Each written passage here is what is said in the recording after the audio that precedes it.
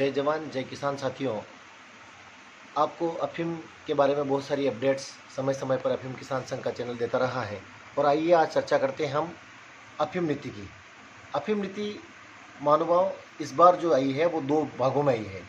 CPS वालों की अलग आई है और लुई चीनी की अफ़ीम की नीति जो आई है वो अलग आई है। यानी कि दो भागों में सरकार ने अफ़ीम की नीति को बांट दिया है।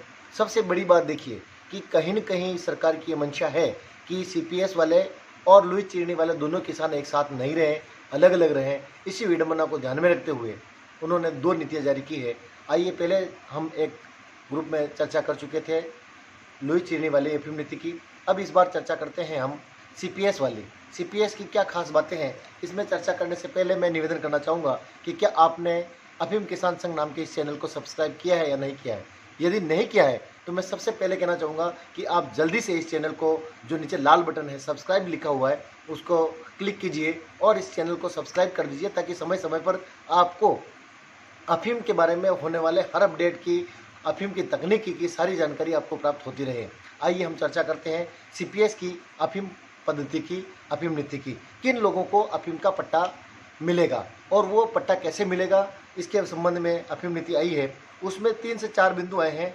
लाइसेंस की जो शर्तें रखी गई है वो शर्तें हैं, किसी किसान को तब तक लाइसेंस मंजूर नहीं किया जाएगा जब तक वह निम्नलिखित शर्तों को पूरा नहीं करती हो। एक, सबसे पहले जो वर्ष 2021-22 में पोस्ट की खेती की थी और उन्होंने व्यवस्थित जो सरकार के नियम थे उसके अनुसार खेती करके जो डोड़ा था उसको जमा करा दिया है, उनको अफ़ीम का लाइसेंस मिलेगा सीपीएस का। उसके बाद में जो लुई चीनी के पट्टे थे उसमें से जिन्होंने 3 से अधिक और 4.2 तक की मार्फिन के जो पट्टे जो औसत दी थी, उनको भी सीपीएस के पट्टे दिए जाएंगे। उसके साथ में 2 शर्तें और रही है।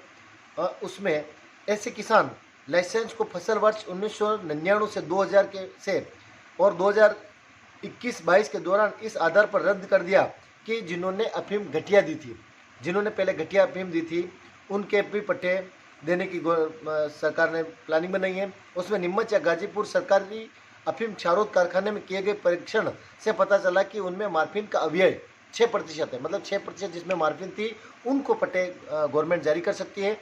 ऐसे किसान जिनके लाइसेंस को फसल वर्ष 1998-99 से फसल वर्ष 2021-22 के दौरान रद्द कर दिया गया हो, लेकिन उन्होंने लाइसेंस के रद्द किए जाने वाले वर्ष को मिलाकर कुल MQY यानी कि अगले 3 सालों का और इसी साल का 4 सालों का जोड़ करके 100%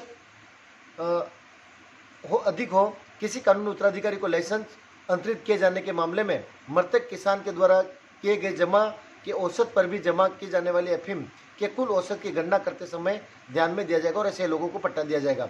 मृतक किसान के कानूनी उत्तराधिकारी जो है उनको भी इसी श्रेणी में रखते हुए पट्टे दिए जाएंगे और वो उनको योग्य माना गया है। और ऐसे किसान जिनके ऊपर किसी प्रकार का कोई मुकदमा पेंडिंग विचाराधीन था, पेंडिंग था, किसी अदालत में चल रहा था और वो 31 जुलाई 2022 से पहले तक समाप्त हो चुका है, ऐसे किसानों को सरकार पट्टे देगी। सबसे बड़ी बात यह है कि ये जो पट्टे हैं ये 10 आरी के पट्टे दिए जाएंगे सीपीएस के। इससे पहले जो पट्टे दिए गए थे वो मात्र 6 आरी के दिए गए थे। इस बार जो पट्टे हैं वो 10 आरी के दिए जा रहे हैं। लेकिन इसमें एक बड़ी बात निकल करके ये आ रही है कि इनको भी औसत देनी पड़ेगी।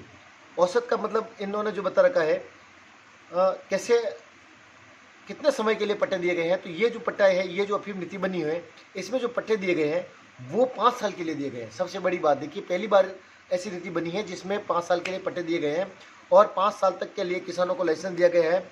लाइसेंस की अवधि इसमें कलम संख्या 5 में लिखा हुआ है, पोस्ट भूमि जिसके लॉन्चिंग से रस न निकलता हो के उत्पादन के लिए अफ़ीम पोस्ट की खेती के लिए लाइसेंस इसके जारी होने के 5 वर्षों के लिए जारी किया जाएगा। अर्थात इसे फसल वर्ष 2027-28 से जारी किया जाएगा और 27-28 तक वैध रहेगा। लाइसेंस अवैध हो जाएगा। कब ये लाइसेंस कर सकता है, इसके लिए